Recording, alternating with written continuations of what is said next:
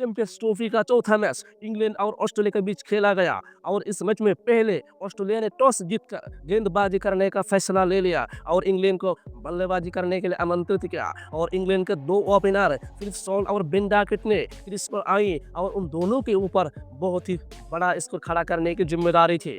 लेकिन दोस्तों ज्यादा समय तक टिक नहीं पाए।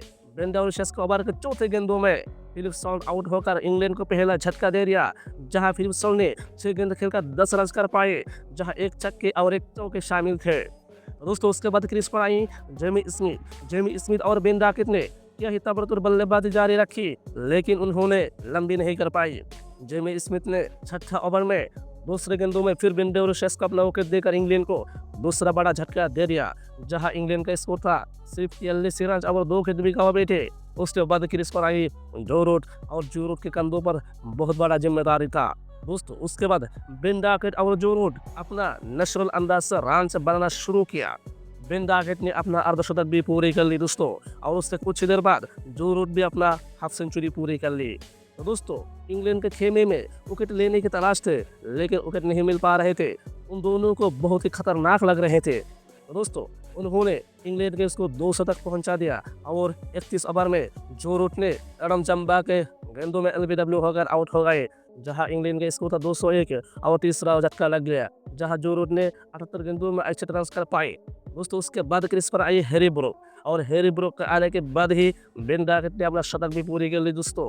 उसके बाद हैरी ब्रूक ने फिर एडम चंबा के गेंदों में एलेक्स कैरी के हाथ में कच देकर इंग्लैंड का चौथा झटका दे दिया, जहां हैरी ब्रूक ने सिर्फ 6 गेंदों में 3 ही रन कर पाए। उसके बाद मैदान पर आई जॉर्ज बटलर। दोस्तों इंग्लैंड का कप्तान जॉर्ज बटलर के कंधों पर जिम्मेदारी था कि वो इंग्लैंड का इस स्कोर को लंबी करे, लेकिन दोस्तों जॉर्ज बटलर ने मैक्सवेल के गेंदों में नाथन एलिस के हाथ में कैसे देकर इंग्लैंड को पांचवा झटका दे दिया, जहां जॉर्ज बटलर ने 21 गेंद खेलकर 23 रन कर पाए और उसमें एक चक्के और एक छक्के भी शामिल थे। तो दोस्तों जॉर्ज बटलर आउट होने के बाद इंग्लैंड का स्कोर था 280 और 9 ओवर अभी भी बाकी था। उसके बाद क्रीज पर आई लियाम लिविंगस्टन। दोस्तों लियाम लिविंगस्टन आते ही ताबड़तोड़ एक छक्का से अपना इनिंग्स का आगाज किया। दोस्तों बेन डॉकेट ने भी अपना शतक पूरी कर ली। दोस्तों उसके बाद बेन डॉकेट के गेंदों में लियाम लिविंगस्टन भी आउट होकर इंग्लैंड को छठा झटका दे दिया, जहां लियाम लिविंगस्टन ने 17 गेंद खेलकर 14 ही रन कर पाए।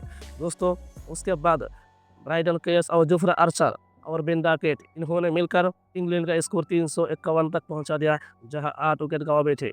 दोस्तों बात करेंगे तो ऑस्ट्रेलिया के बेन डॉकेट ने 3 विकेट ली, एडम चंपा ने 2, मानस अलबुशाह ने 2 और ग्लेन मैक्सवेल ने 1 ही ली। तो दोस्तों 352 का एक विशाल टारगेट खड़ा कर दिया।